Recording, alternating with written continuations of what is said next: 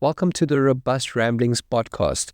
I am absolutely excited to embark on this journey into intriguing topics with my co-host and good friend Gideon. And together we will be diving deep into various insights and explore a range of subjects, giving Gideon the great opportunity to share his wealth of knowledge and insight. So do yourself a favor, join us as we navigate through these discussions, viewing the world through Gideon's unique perspective. And to all our listeners, brace yourself for an engaging conversation ahead. I just want to welcome our co-host, Gideon Maasz. Good to be here with you, Sergio. He's inspiration for many young, hungry entrepreneur. Hungry for life, destined for greatness. So I feel like I have to change the world after an intro like that. Yo. He's a co-host, as I said earlier. So just some points and relevant things of the awesome guy, Superman over here. He's got a master's degree in industrial engineering. Yes, I got that right. Project management. He's a project manager at a company in Pretoria. He knows a lot about IT stuff. I really genuinely thought he was an IT guy. Yeah, I understand some things, but I won't call myself an expert. He started multiple businesses and been some successful ones, some failures, but he will talk about that himself. And he's a hungry individual just wanting to achieve stuff, and if it wasn't for him we wouldn't have started this podcast, to be honest. So let's just take a moment to go into that. So why would you say that? I mean, we engaged together on this, so okay. So what do you think changed when I got involved? You know, I don't know if we recorded this now or earlier or previously, but I wanted to do the podcast 4 years ago, and I never did because I was scared. So then I nearly started it with someone here in Potch, with a guy named Werner that moved away. Oh, very easy. Yeah. Jeffrey's Bay now. And Jeffy's. And then I just left the idea because I'm just like, that's all right. I have no time for that now. And then you're just like, bro, let's start a podcast. I'm like, aware. And I'm like, let's go with this, boys. I'm glad we could do that, because on the one hand, both me and my wife are pioneers. So we like starting things. We really struggle keeping things going over the long term and finishing well. Yeah. Because we get bored. Yeah, don't get bored, bro. No. You can't get bored with conversations. No, I mean, this is the lucky thing about this, is we can always keep it as interesting as you want to. Exactly. And that's why I'm excited about this. It's a great space. And I mean, you're a great person to do this with. Yeah, thanks, bro. Yeah, I'm really excited for this. Thanks, bud. Yes, you got me in tears already, man. All right, so I'm going to interview our boy today, man, co-host, superstar, man of the hour, and I'm just going to ask you some questions, if that's cool with you. Yeah, go for it. I think so this is all relevant to your degree, what you studied, or what you went through while studying, and your current job or jobs that you've been through. Yes. What inspired you to start this whole journey of industrial engineering? Yeah, that's an interesting question. So I've had quite a lot of interests growing up. I remember when I was in grade 1, so I was like 7 years old, we had a field trip to a local petrol station in Langebaan, where I was living back then. You live? Yeah, I did live in Langebaan for a while. Yeah, nice place. Yeah, it was cool. It wasn't as lonely as it is today. Yeah, so we actually lived at Club Mykonos. There's a small estate there called Paradise Beach. So my parents worked at the casino there, and Langebaan. They worked at the casino. They worked there, yeah. No, they're in the financial industry, yeah. So they work in the casino. I always laugh with a friend of mine. I always say, he doesn't want to tell people my parents work in the casino when he introduces me, but he'll say they worked in the financial industry. Smart. Yeah, it was interesting. So I remember back then, I really enjoyed putting petrol into people's cars on our field trip. So I went back home and I told my mom I want to be a fuel attendant. Is that the right word? Fuel attendant. And they were obviously overjoyed because of my great ambition in life, right? I didn't know much more. I also wanted to be a judge at one stage because I wanted to bang the gavel, the hammer thing. It's like, that's not the case in South Africa. Yeah, so I thought that's what it would be. So I was like, I wanted to be that. So my first graduation, I think it was the end of grade 1, I think end of grade 1, I had my get a little gown and a little hat, all of that stuff. Yeah, same, man. And I got the certificate that says I wanted to be a judge. So that was the one thing I remember is going through primary school and high school. Never really fully knew what I wanted to do with my life. I think we're all still figuring that out. I haven't really met someone that has full on 100% got all of the answers and figured everything out. But I thought about being an architect. I thought about being a doctor. Thought about becoming a professional dancer. Wow. That happened. Did you know that?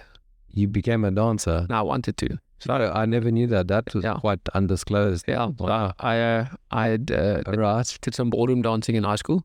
Wow, nice. Cha-cha. 1, 2, 3. Yeah, Latin dancing, yeah. So all that. Yeah, all of it. Okay, don't ask me how I know, but Tanga and what. Tango. And it was, I remember sitting my parents down when I was in grade 11 and around the, in the braai room, sitting down around the table, and I was just saying, I am not going to go study. I'm going to become a professional dancer. I made the decision. And I can so clearly remember, my dad is very diplomatic. Okay. My mother is very outspoken. So my dad's like, my boy, let's just think of this. And let's just take a moment. Not the big way. And my mom just got up and she's like, no, this is a shit idea.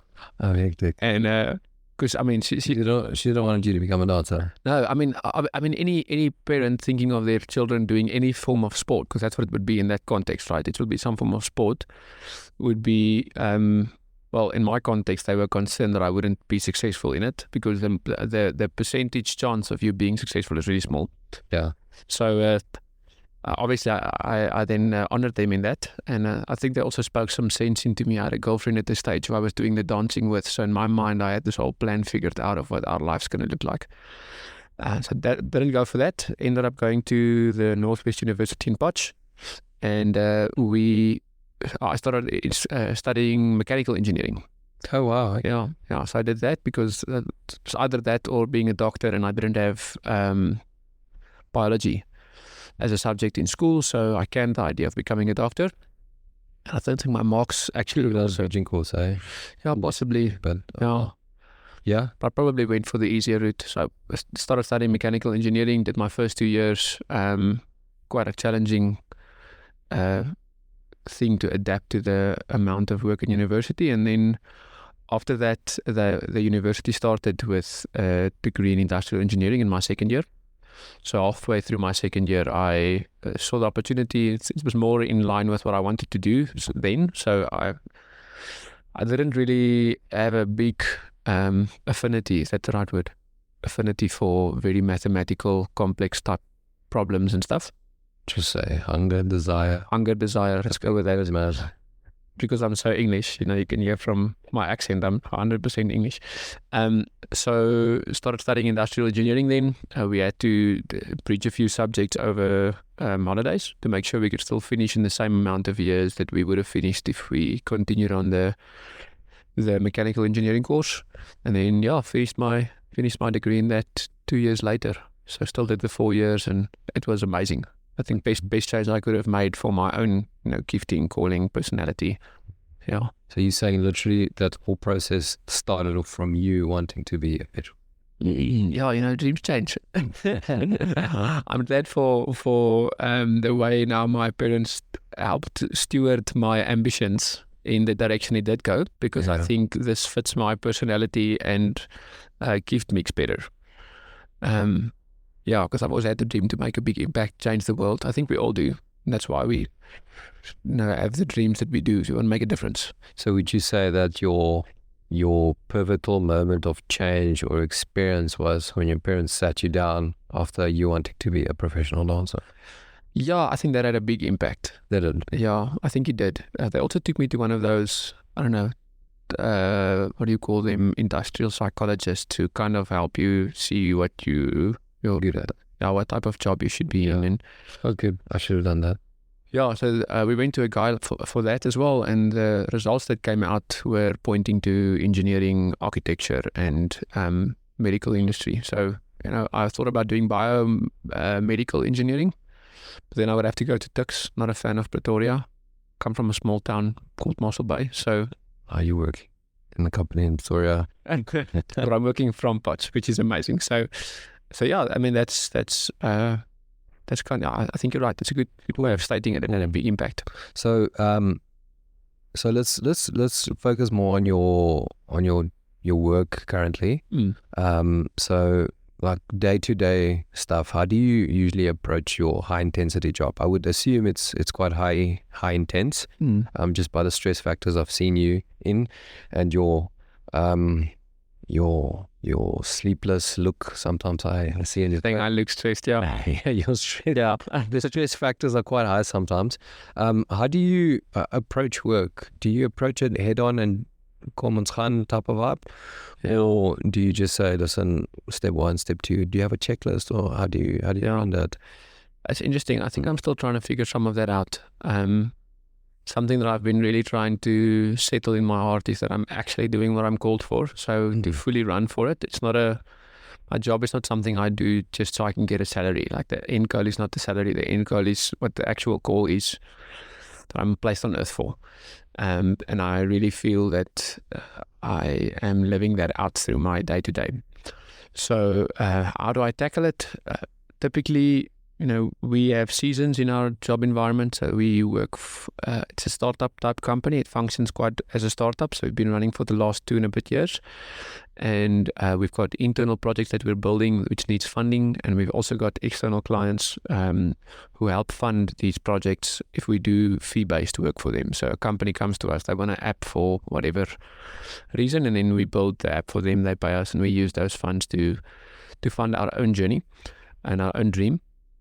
And I think because of that, workload changes in different seasons. So 2-3 months can be very busy, and then another month can be a little bit less busy or less stressful because we don't have client deadlines. And then we have to focus on eating and setting our own internal deadlines, because the more time you take to build something, the less return on investment you're going to get in your because we're funding it ourselves. But I think that's just in life in general, though. Yeah. Because the less time you spend into something, the less productive or yes, less rewarding it would be. And it costs you the same at the end of the day. I mean, my salary stays where it stays. Yeah. It doesn't matter what the output that I deliver is. And obviously, I need to do as much as possible within a month to make sure that return on investment is as good as possible. So how do I approach my work? In the busy seasons, it feels like I get more done. I was saying to a friend yesterday, it feels like I get more done when I'm busy because I plan better. I do like having a checklist. So we've got a shared shopping list between my wife and I. I knew it. We also have a shared list of things that need to be done around the house. So, I mean, we're busy fixing up our old house. And if we don't have the lists, then I just forget about what I should be doing. So it really helps me to have a list. It really does. And I get a massive amount of satisfaction from checking things off of those lists. Nice. I think I should implement that in my life. Yeah, it helps. It really does. To just make sure you keep your attention focused. And if the same thing is in front of you every day, then your brain keeps working on it. Yeah. Where if it's not visible, then you forget about it. Yeah. So for let's say youngsters listening to this, or maybe someone that is in the same field as you, as a project management for an IT company, is that correct? Yes, software company. Yeah, there's some. I say IT. All software is IT for me. I always laugh at this, right? So if you call a software engineer an IT person, they take it personal. Oh, really? Yeah, because they think like people who do IT fix printers and telephone lines and stuff. And it's like lawyers. They call like BCom law guys lawyers, like actual lawyers. Oh, I thought it was. No, it's a big difference. You can't be called a lawyer as a BCom law graduate. So you're only a lawyer if you do an LLB degree. Okay. And then you do 2 years of like ComServe, inverted commas, and you have to write all your exams and pass the exams and then be admitted. So are you a real lawyer or not? No. I see. I can advise legally. Okay. Like, hey, listen, Brewery, this contract's phony. Yeah. That's all the stuff that I've studied. Okay. So maybe that was not the diplomatic correct word to say you're a real lawyer. You're specialized in a different area. In private law. Private law, yeah. I think that's a good way of stating it. So private law and public public law. Public law. And Yeah. if you do them together, you study LLB. Yeah. And I think private law is actually amazing because, I mean, you have an affinity for, big word again, understand what it means. I'll Google it afterwards, but I think it's right, for business and how you can actually practice and use the skills that you've attained for, exploring that area and passion of your life. It's good. Thanks, man. So, just coming back to the question. So, you in your field, someone listening now, they're just starting off. They're like, oh, hectic. I'm also going into a project management position. Never done this before. This is quite daunting. How would you advise them to approach the job? What would you suggest or do?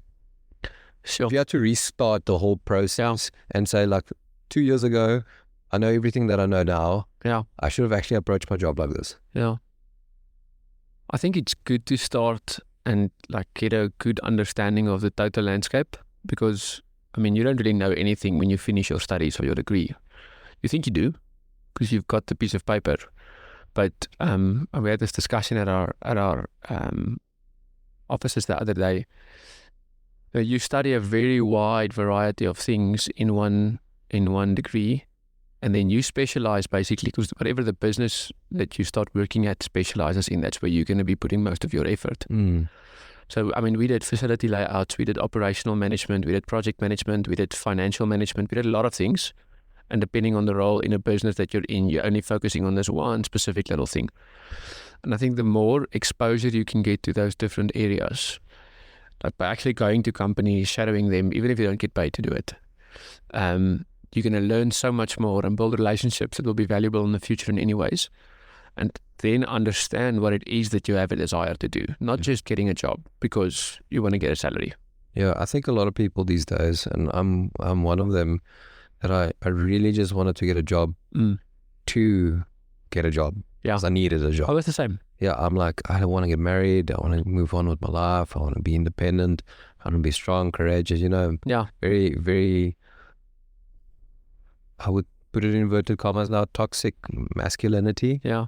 But it's also the picture that was painted to us, right? Yeah. And you have to provide, that's... No, definitely. Why And here? like, there's just so much pressure that's put upon oneself that you're like, oh, hectic. Like, I don't need to do this now, and then you just freeze, you burn out, and you just don't want to work, and you freeze and you play PlayStation. Yeah. Literally, that's what happened to me. Really? Literally, I kid you not. I was so burnt out and so freaked out with work, and I didn't know how to approach it. I didn't know what to do, and I'm like, yeah, I'll do this, but then I start freezing, and then tap out. It's crazy. Tap out, German PlayStation. Yeah, I think it's also escape mechanism. It is 100% an escape. Yeah. 100%. Yeah, wow. That's scary, man. I think that's the reality of a lot of people. I mean, whether it's social media, series, movies, games, whatever it is, it might look different in your context, is escaping from our reality rather than facing some of it and dealing with some of it because it's challenging. Yeah. So yeah, like with that, I could maybe ask, how would you say that you stay motivated in times or seasons of like, listen, I'm so demotivated right now. I don't know what to do. I feel like frommeling or literally don't be productive. Like this is effort. Like today I was up at 4. I was at the gym at 5. Get back, start work at 8. Solid head-on meeting. Like this was not on my priority. Today, I was like, oh my goodness, maybe I should cancel. Yeah, I'm glad you didn't. Yeah, I'm glad I didn't as well. But like I know my why and what I want to achieve. But how would you motivate? Yeah, I think work-wise, not just life now, but work. Yeah, I think one thing, I'm going to touch on life just briefly. So I think I have a lot of grit to just push through. And what would you say grit is? It's like the ability to put your head down and just grind, like continue doing what you're doing because it needs to get done despite the fact that you're motivated or unmotivated to do it. So for me, that's how I get through the final stages of any project is the grit. It's more grit than motivation. But there's also the joy of actually ticking off that it is done and that weight's off your shoulders. Otherwise, it just keeps lingering there. So I think that helps me a lot. but having clear focus on what the things are that I should be giving myself for. I mean, we recently went through a stage where me and my wife, Renee, we had to throw a few things off that we were taking responsibility for, because it wasn't the season to take responsibility for that anymore. And to be able to continually give ourselves to the things that we should be. So friends of ours have frequently told us, if you say yes to something, you say no to something else, because we only have that much capacity. Yeah. So it's creating focus, and I also think really being bought into the call. So there's an interesting book, I think the guy's name is Dan Pink, speaks about motivation, the intrinsic laws of motivation. I think it's the intrinsic laws of motivation. Let me see if I can get it here. But one of the most watched TED Talks that has ever been created. So he speaks about the drive. The book's name is Drive. So what drives people? So he basically comes down to saying there's three things. It's autonomy, mastery, and purpose. Very interesting book. Gareth actually has the book if you want to borrow it sometime. But you can just watch the YouTube video. It gives you a good overview. So it speaks about like peer-reviewed research summarizing what drives people. And the three things he comes down to is autonomy, mastery, and purpose. So autonomy is all of us would like to have some level of autonomy. So maybe it's where you work, maybe it's what hours you work, maybe it's during the tasks that have been given to you. While you're executing them, you want some sort of say in doing that. Because none of us are robots, and none of us want to be just executing what someone else says and how they say it. And then mastery is you want to grow in your skill set in something. You want to feel like you're achieving something or working towards some form of challenge.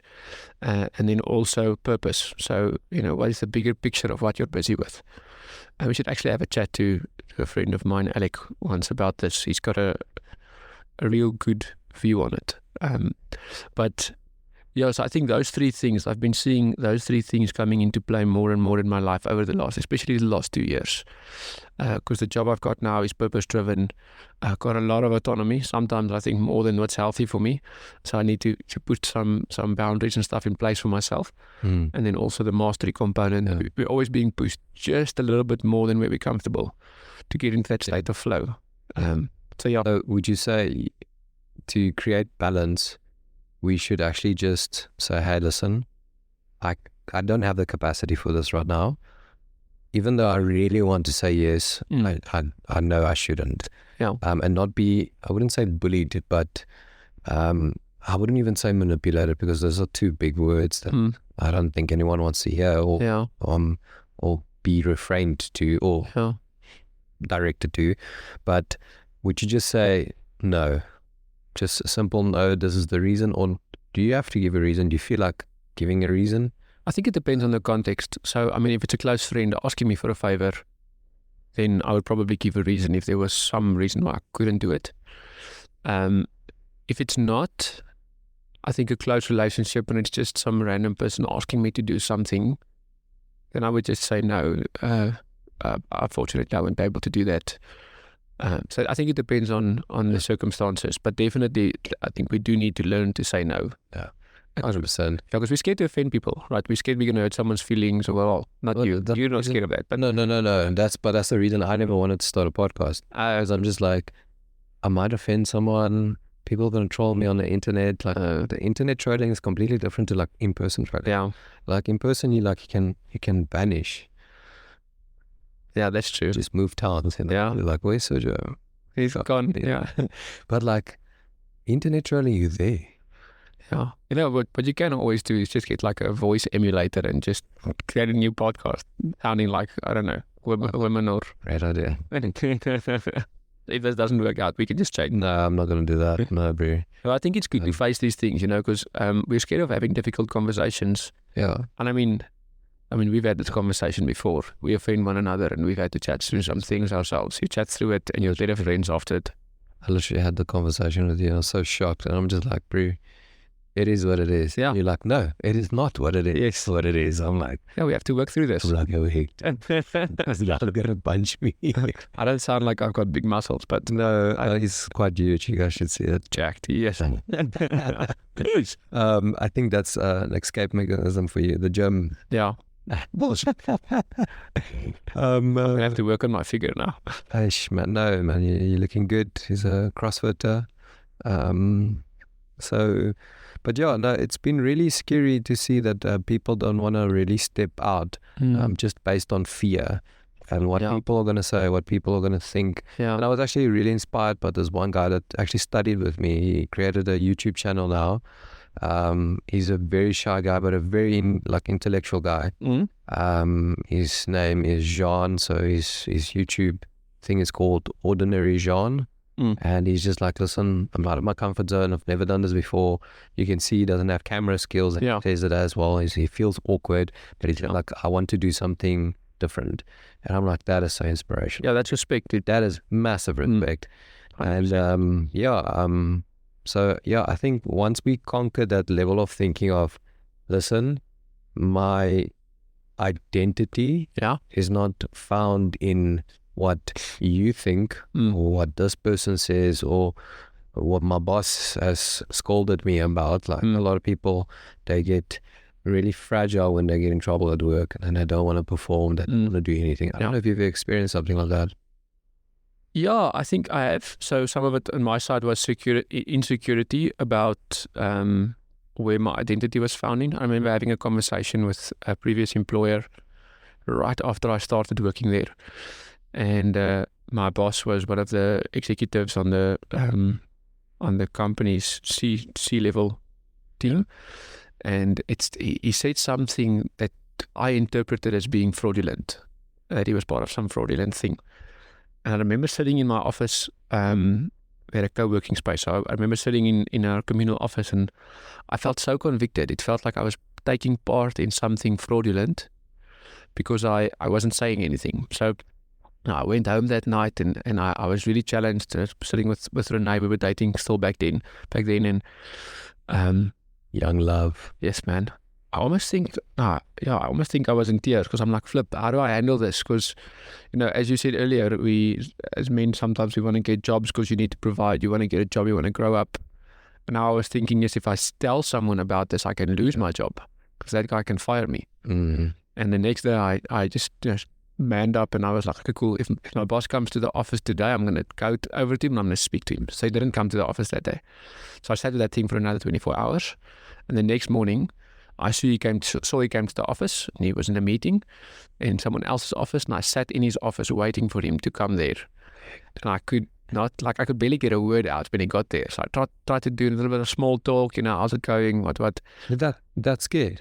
I was that scared, dude. Like literally, it felt like I couldn't speak. When you're close to crying and there's this knot in your throat. Are you the crier? I'm the crier. I'm still the crier. So I was super stressed, man. So I was sitting there, and then eventually I was like, okay, cool, I need to do this. You could kind of like count yourself down to a moment. Okay, I'm gonna do it now. If he stops speaking, I'm gonna go for it. So I asked him, how does the company's policies work when someone does something fraudulent? Like, how should I handle it? Because I have no idea how to do that. I was literally just started working. And he's like, yo, so what do you mean if someone does something fraudulent? And I'm like, when someone does something they're not supposed to do, how should I handle it? So he gives me this process of, no, there's a whistleblower hotline. And, he would recommend first having a conversation with your boss or whoever. So I'm like, so I'm here now to have this conversation. Oh, shit. Yeah, so I took him on and I'm like, it's like you said this and that sounded fraudulent to me. And I need to understand what you meant when you said this. Wow. Yeah, that was flipping scary, man. It was a massive thing for me to actually take that head on and have that difficult conversation. Because I had to get over my insecurity and fear of man. I mentioned that earlier as well. And and then he actually gave me the context of what he said. So I took a figure of speech as something that was fraudulent, and actually it wasn't, and he explained the entire process to me. So I was like, oh, okay, cool, now we're fine. But it was really good for me to have the conversation, and also it created so much trust between me and this individual. Yeah. Because now, they knew I would do the right thing. It doesn't matter what the consequences would be. Yeah. So for me, it was a big, call it a pivotal moment in my very short career back then, but in the way that I do things going forward. Yeah, I think the most a person grows is at the end of conquering your fear. That's true. Like you grow exponentially so much more by conquering fear or doing something that you're uncomfortable with. Yeah. And like this is our first episode, and I really feel like we're a lot more comfortable than from the introduction. Yeah. Like it feels like actually a normal conversation. Yeah, it does feel normal. But like people are scared to do these things, and they don't want to just step out and say, let me walk on the water, because we're going to focus on the water and we're going to start sinking. Yeah. And and we've got all these skills and resources, and actually we're a lot smarter than we think we are. Like I feel, just my personal belief, but the whole world just makes you feel dumb the whole time. Like you don't have the degree, you're dumb. Oh, you couldn't say that word, you're dumb. Laugh at you, yeah. Like they just belittle you the whole time, and I'm just like, yeah. I mean, apart from Adam Sandler, he says you can do it. You can do that. Not like no, but there were two of them. They did it in different movies. Yeah, you can do it. Is that one? Yeah. Yeah, it's actually. It's in The Waterboy as well. Yeah, and a few of the movies. Anyways, but I think that's true. It's true that we need to face those fears. There's a graph. We actually really need to get Alec on a podcast once. So there's a graph that he draws where you've got comfort versus kind of like your output. So on the one hand, like the more comfortable you are, the less likely you are to go into that state of flow and performing optimally. Yeah. And there's a point where you're just outside your comfort zone. There's a certain percentage they put to it. I think it's like 2% or 3%, just outside your comfort zone, where you actually start performing more optimally because you're not bored. Yeah. And so you're challenged, but you know it's just outside of what you're used to, and then you can go for it. So I mean, for you that's more comfortable with a microphone than me, this feels less awkward to you. Over the last few weeks, I've been putting myself in front of a microphone more. Now I feel a little bit more comfortable. And there's a excess of that, where if you take something on that's way too much, way more outside of your comfort zone, let's say 50% or 20% or whatever the percentage is, and however you measure that, then you actually start getting anxious and fearful because you have no idea where to start or what to do. So it's getting that balance between the two, and taking on things little by little. And I think, something like this, we did a few dry runs of our intro a little while back now, and it was great because it took us through those levels of comfort and made things easier. It did. Yeah. And I mean, this is challenging us, which I think is brilliant. Yeah. I think it's actually quite fun as well. Yeah. And one of the things that I wanted to ask you is, can you maybe share like tips or strategies on improving relative skills? Like everyone says, listen, if you want to have a six pack, go to the gym, Yeah. But like no one says a six pack's made in the kitchen, Like it's like 80% is diet and 20% type of vibe. So if you're going to eat KFC every single day, unless you've got these amazing genetics, but I don't. Yeah, I mean, you're not going to live long, even though you have the amazing genetics. You're going to die. There's some people that they're very hardcore people. They drink cement. Not tough though. Not literally. They come from Clapton.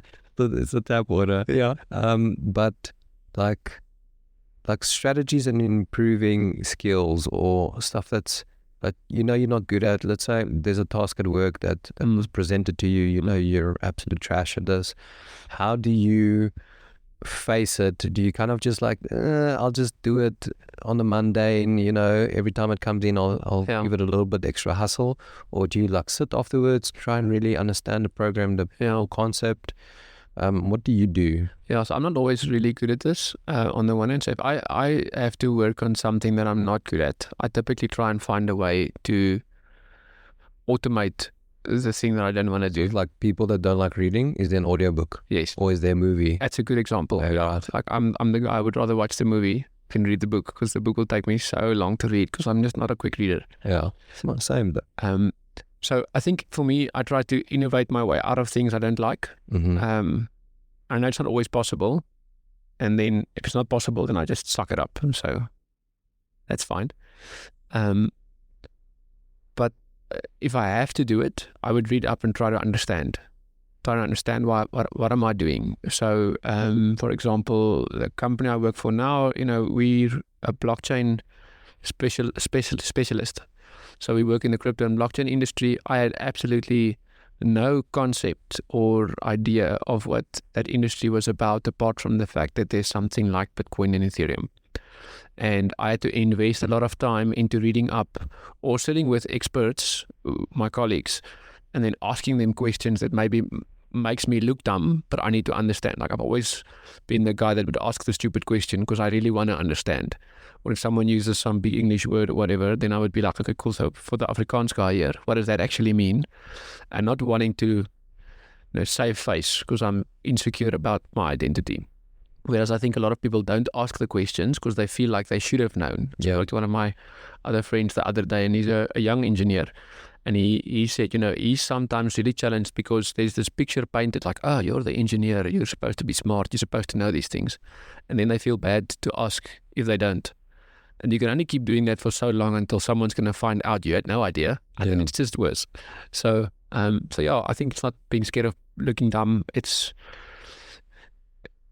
just committing to putting your head down and doing it. It's also about allowing yourself to be teachable. Yeah, that's very good. And say, hey, listen, let's say you're a complete legal expert now, right? I studied BCom law. You've got your LLB, and you've done your bar exams. You've done all that, and I really don't know something about the law. It's literally as simple as sucking up my pride, and saying, Gideon, what is this? I don't know. That's good. And accepting that there might be some backlash and saying, oh yeah, it's because you studied BCom law and none of that. I'm like, it is what it is. I did study it, but I want help. That's why I'm asking you. I mean, who knows everything? I mean, I don't know anyone who would remember everything that they studied anyways. And even if you studied it, you touched so a high level briefly on, because there's so much. Yeah. I feel, yes, everything that we study and we need to memorize for a specific exam, we forget everything, but we can go back to it the very next day, or when you're working, you can literally pick up your textbook or an ebook or whatever you had and literally just page there. You say contracts, boom, that pops up. And I mean, we've got amazing tools nowadays. Even GPT. I used to say Chat GTP. That's GPT, GPT, and there's Bard, and you've got OpenAI and there's a lot of them. I mean, those things are amazing tools. I use on a daily basis. I mean, just this morning I was asked to draft the heads of agreement for something. Nice. I'm like, cool. This is give me a basis to start from, because I have no idea where to start. And now I've got the starting point. That's fair. And that helps me to then go into the deal. Not everyone knows everything as well. That's true. Like, I think my one friend is actually an architect. He got his master's degree. He's working quite amazing jobs in George now, doing amazing jobs. And he's also Portuguese, so it's quite cool. We're quite close as well. But every time I wanted to buy a house, or I wanted to do this, or I had this idea of renovating a house or something like that, it could have been easy for me just to literally say, hey, listen, I'm just going to do it. But every single time I did want to do something like that, I consulted him. Yeah, that's good. That's very wise. My bro, you are a master architect. Yeah. He got his degree. Yeah. How do I face this? What is the time period?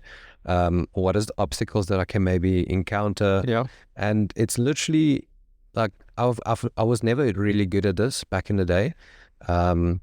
Really, I'm just like, no, I know everything. I'm that cool guy. And it's such a humbling experience to know, listen, you don't know everything. Yeah. You don't know everything. But, be prepared to humble yourself and just ask, Yeah. I remember, I think it was Mark Bailey that said this way back in the day.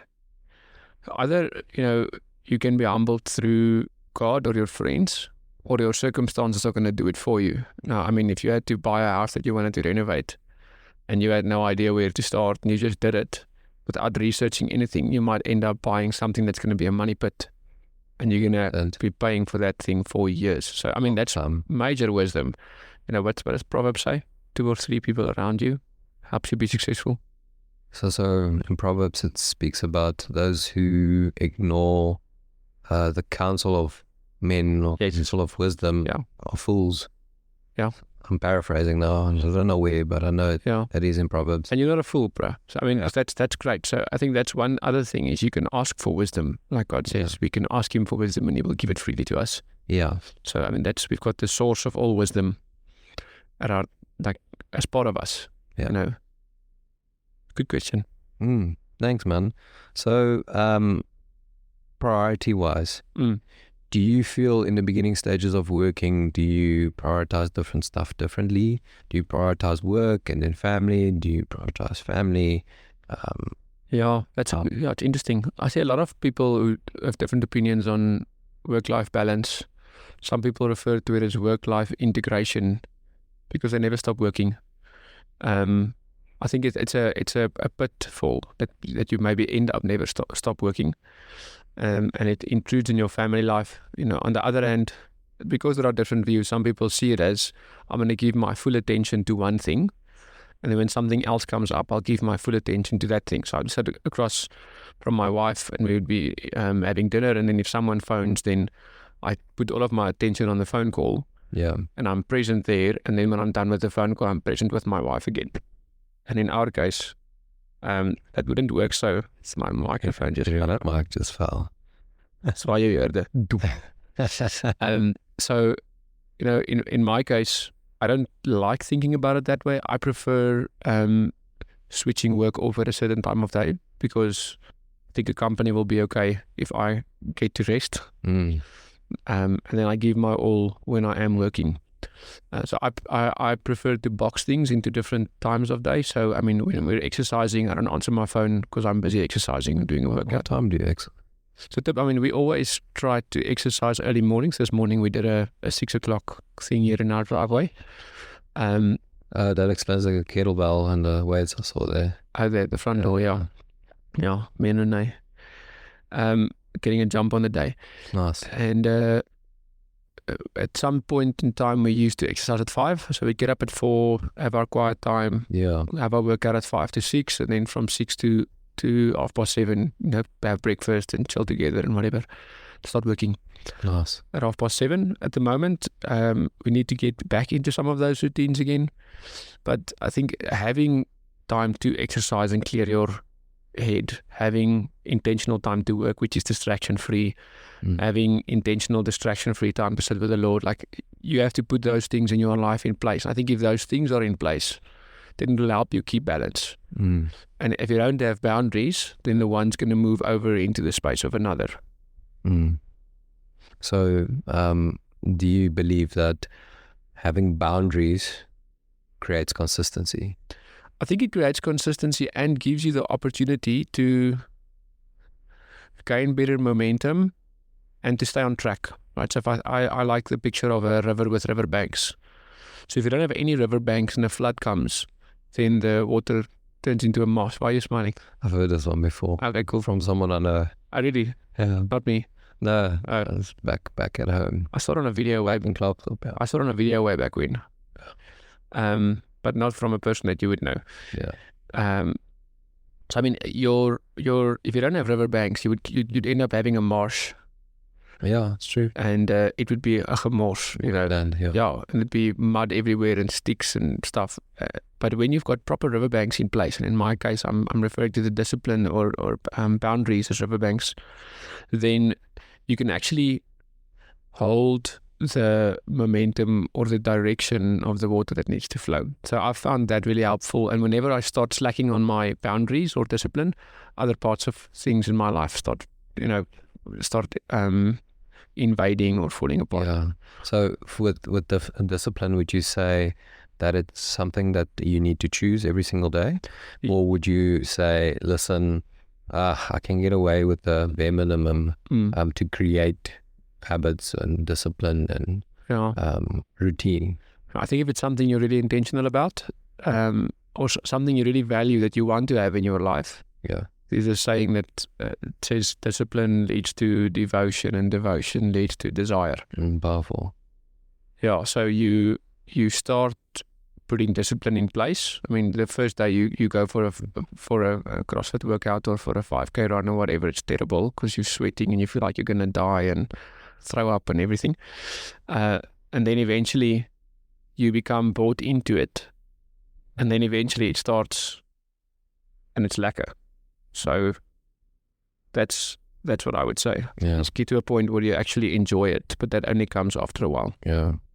So with everything happening around and the mundane, the work life, being married, renovating a house, having 2 dogs, and all the extras that you do, what kind of legacy would you want to leave in your field, in your life, with the people around you, with the people that you connect with, saying, hey, listen, yes, this is what I want people to take away from me. Sure. This is going to sound like a real over-spiritual answer, right? I would like to leave a legacy where people would be able to look at my life and say, he really ran flat out, fully invested into what God called him to do. And I don't know what the full extent of that is. I do know what the practical outflow of that is at this moment in my life. That's why I'm giving myself fully to it. That would be it in short words. I remember there was this picture that a friend of mine, it's a dream that she had shared with me once. And in the dream, she was standing before the Lord, and God told her to look to her left, and there was like a few houses with lights on, a small like town. And God said, this is all the people that you impacted or had an influence on that know me now. And then she looked to the other side, and there was a larger city. And also at night, also a lot of lights on. And what she felt God saying to her was that this is everyone I actually wanted you to reach. So I think in terms of legacy, like, I don't want to leave anything off the table. I want to do everything full out, flat out, that I was made to do. Ephesians 2:10 speaks about the good works that were created in advance for us to walk in. So, that's what I would like my legacy to be. That's awesome. Cool, man. Yeah. Well, thanks. Thanks for the interview today. Yeah. Well, I wouldn't say interview, but the discussion. Yeah. I like chatting about deep stuff with you. Next time I'll put you on the spot a bit. I don't mind. You can go for it. Thanks for the input, and I hope everyone enjoyed that. Being here today. Your support is invaluable. Please share our podcast with others who might enjoy it. Stay tuned for more great discussions with entrepreneurs and leaders. Follow us on TikTok for extra content. Until then, stay curious and take care. Thanks.